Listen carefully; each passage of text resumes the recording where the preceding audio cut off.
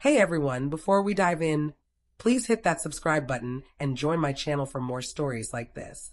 Now, let's get into it. On my 34th birthday, I stood rooted to the spot in one of Seattle's fanciest restaurants, cranberry juice trickling down my $3,000 cream silk gown. My niece's words cut through the hushed room like a knife. Now you look as fake as you are. Her smirk, razor sharp, hurt more than the stain ruining my dress. My mother gently patted her hand as if she'd just nailed a performance, while my sister grinned smugly from across the table. In that moment, surrounded by dear friends in a setting I'd spent months perfecting, something in me broke. I kept a smile plastered on my face, hiding the sting, but a spark of resolve ignited inside me, one that would transform everything. If you're watching, please give this a like, subscribe, and comment with where you're from. You won't believe how this story unfolds. I'm Katerina, and I've always been the dependable one in my family. Raised in a small town a few hours from Seattle, I was the kid burning the midnight oil, chasing dreams of a bigger life. My sister, Claire, 3 years my senior, was the opposite, vibrant, magnetic, always stealing the spotlight. At 20, she got pregnant and stayed in our hometown, bouncing between jobs and relationships. I, meanwhile, moved to Seattle, determined to carve out my own path.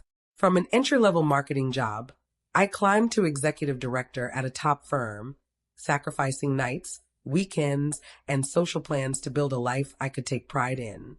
My apartment, with its soaring windows framing Puget Sound, and my sleek Audi parked below were testaments to that hustle. Claire, though, never left our small town. She raised her daughter, Freya, amid a string of evictions and dead-end gigs. I never judged her choices. Family is family, after all. But somehow I became their lifeline. Katerina, the landlord's hounding me again. Can you spot me, or Freya needs new dance shoes? Just this once turned into routine, please. I added Claire to my credit card for emergencies, only for her to rack up charges for designer purses and spa visits. When Freya turned 16, I bought her a dependable sedan, registered in my name for insurance, thinking it'd help with school and dance. I said she could use it until graduation, but her scowl at the word use hinted she already claimed it as hers.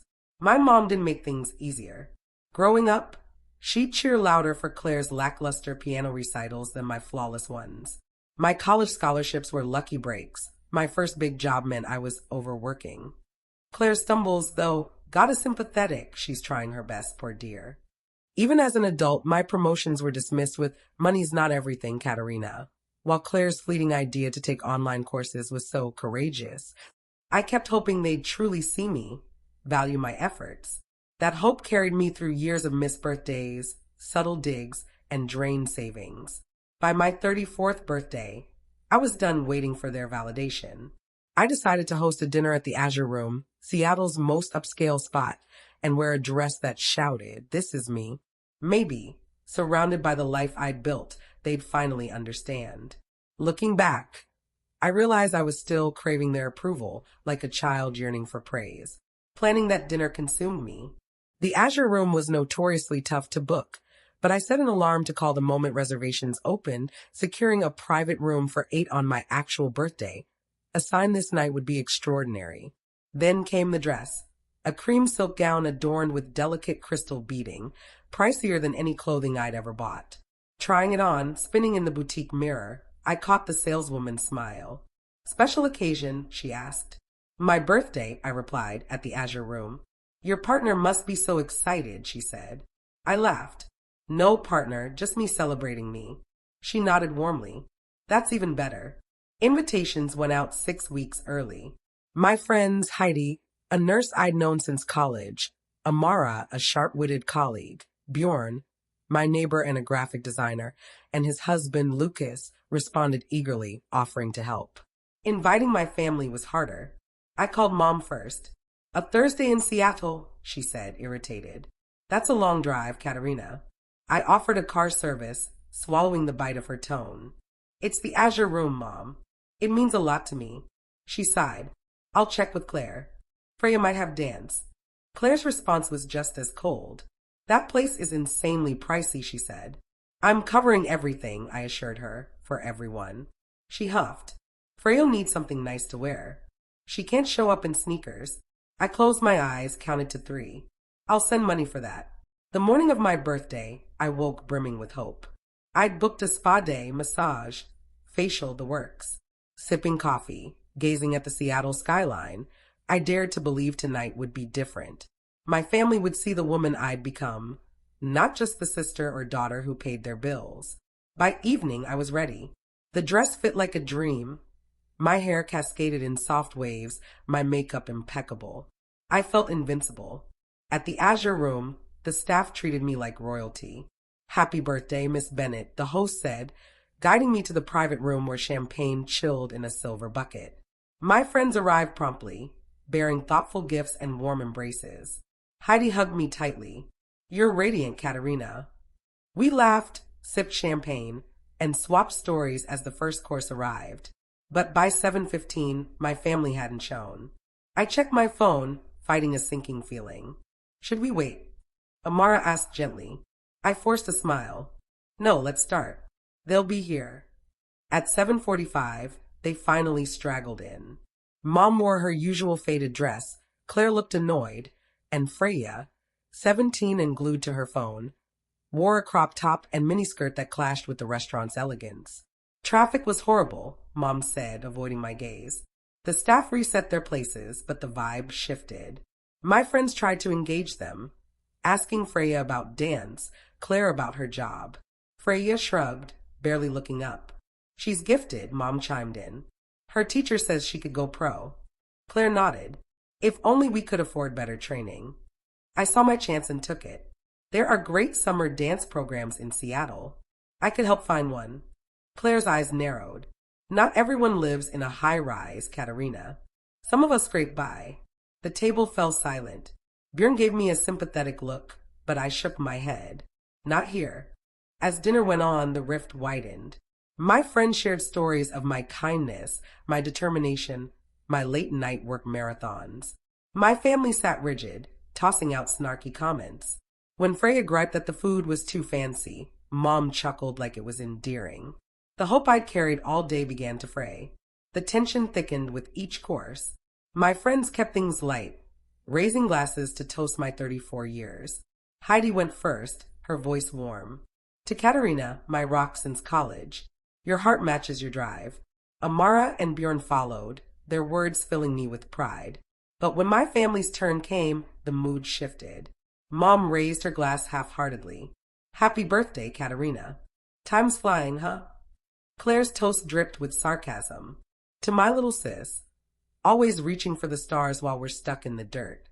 Freya didn't even look up, too busy texting. Gift opening was another blow. Heidi and Amara gave me a monogrammed leather planner, Bjorn and Lucas a weekend getaway voucher. Thoughtful gifts that warmed my heart. Then came Claire's gift, a dollar store candle in a crumpled bag, the $5 price tag still attached, and a card scrawled with "Happy birthday, sis." "Thanks," I said, voice tight, forcing a smile. "It's nice." Claire smirked. "Not all of us can splurge on fancy gifts, you know." By dessert, a dazzling chocolate sculpture with "Happy birthday, Katerina" in gold leaf, I was clinging to fading hope. The sparkler on the plate drew gas from nearby tables, and for a moment, I let myself savor it. This was my life, built from nothing, and I was proud. Then I caught Freya whispering to Claire, their heads close, sneaking glances at me with sly grins. Mom leaned in, giggling with them. My stomach nodded. "Everything okay?" I asked, keeping my voice light. "Just fine," Mom said, brushing me off. "Freya's just saying how fancy this all is." I turned to Freya, desperate to connect. "I'm glad you came, Freya. I know weeknights are tough with dance." She met my eyes for the first time, her gaze icy. "Yeah, whatever. Must be nice tossing money around like this." Claire laughed sharply.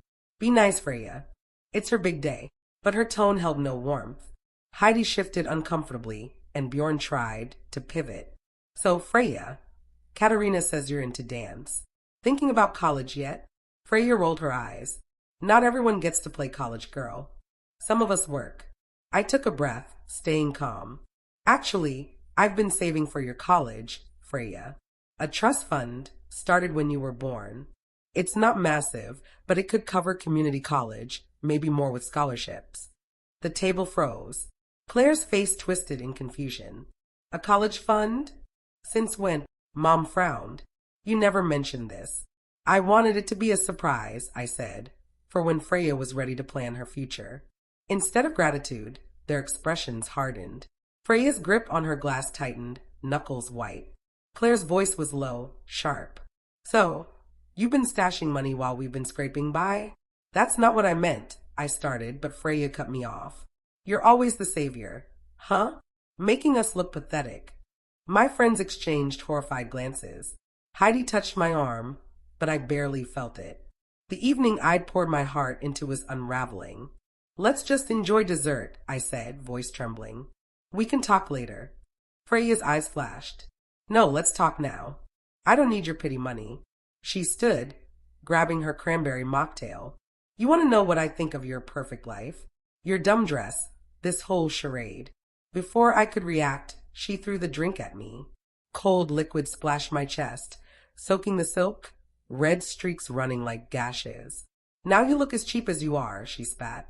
The restaurant went silent. My friends gasped, Bjorn half standing, but I raised a hand to stop him. Mom reached for Freya's hand, murmuring, Sweetie, calm down. Claire grabbed her purse. We told you this place was too much, Katerina. They stood to leave, as if I'd ruined everything. I sat, dripping, eyes stinging with unshed tears as strangers stared and staff hovered, unsure what to do. Somehow, I kept my voice steady. Thank you for coming, I said as my family walked out, leaving me in a pool of cranberry juice and broken dreams. The weight of every gaze in the restaurant pressed on me, but I forced a smile, dabbing at my ruined dress with a napkin. Guess the party's over early, I told my friends, trying to laugh. Heidi slid beside me, her arm around my shoulders. Katerina, that was awful. I'm so sorry. Amara settled the bill, whispering to the waiter to pack our desserts. Bjorn and Lucas flanked me as we left, shielding me from curious stares. Back in my apartment, surrounded by my friends' warmth, I let the tears fall. The dress was ruined, the night in shambles. But worst of all, the dream I'd clung to, that my family would one day see and love me for who I was, lay shattered. As my friends hugged me, vowing to be there, a new determination took root. I'd spent years funding their lives, absorbing their jabs, chasing their approval. No more. Alone after they left, I sat in my stained dress, scrolling through my banking app. Years of transactions stared back. $80,000 in emergency loans to Claire, thousands more on her credit card for designer clothes, lavish dinners, trips she couldn't afford. The car I'd bought for Freya, $30,000 plus insurance and gas, mocked me with every social media post where she called it my ride. Then I opened Instagram. Freya's latest post was a blurry shot of me, juice staining my dress, captioned, Rich Auntie needed a reality check. Hashtag Soranatsuri. Claire had liked it, adding a laughing emoji. My blood ran cold. I made 2 calls. First, to my credit card company. Remove Claire Bennett as an authorized user and issue a new card. Second, to my lawyer friend, Thomas. I need to reclaim a car registered in my name. Each call felt like shedding a burden I'd carried too long. Then I saw Freya's videos, secretly recorded clips of me opening Claire's cheap gift, captioned, Auntie faking it for the gram, hashtag Richpio Plepperblooms. The comments were vicious. Bet she's got 10 more dresses like that. Spoiled rich lady deserved it. Claire's likes were on every one. The next morning, I woke with newfound clarity. I called the credit card company to confirm Claire's access was gone. I arranged for a towing company to retrieve Freya's car from her school lot, sending proof of ownership. I met with my financial advisor, Janet, who laid out the stark truth.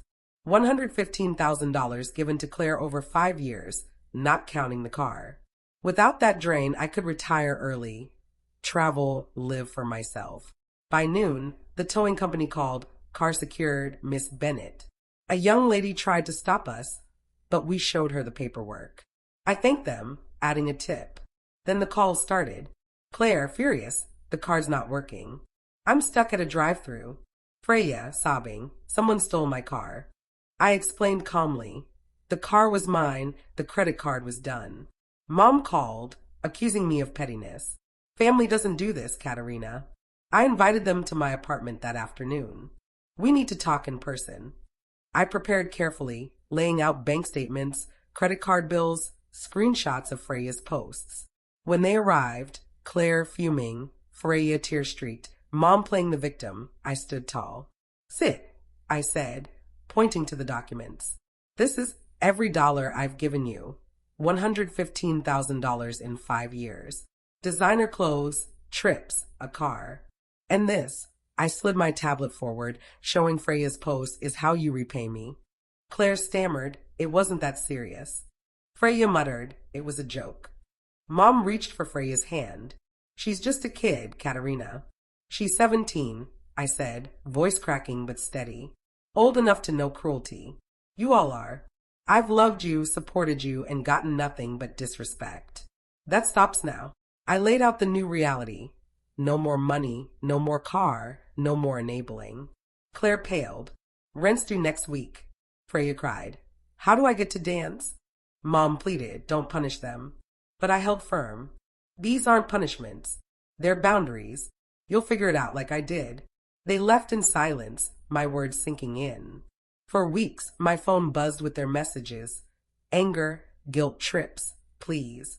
I responded only to direct questions, refusing to be drawn back into their chaos. The silence that followed was heavy but liberating. I dove into my life, taking a photography class, saying yes to dates, planning a solo trip to Portugal. Without their constant crises, I felt lighter, like I was finally living for myself. 2 months later, Freya texted, got a job at the mall. Saving for a car. Not asking for anything, just FYI. Small, but something. I replied, proud of you. That's huge. Claire took longer. Mom said she was angry, then depressed, before landing a job as an office manager and moving to a cheaper apartment. For months in, Claire messaged, thanks for the wake-up call. I needed it. Mom was slower to shift. Our weekly calls were tense at first, her slipping into old habits of praising Claire's struggles over my successes.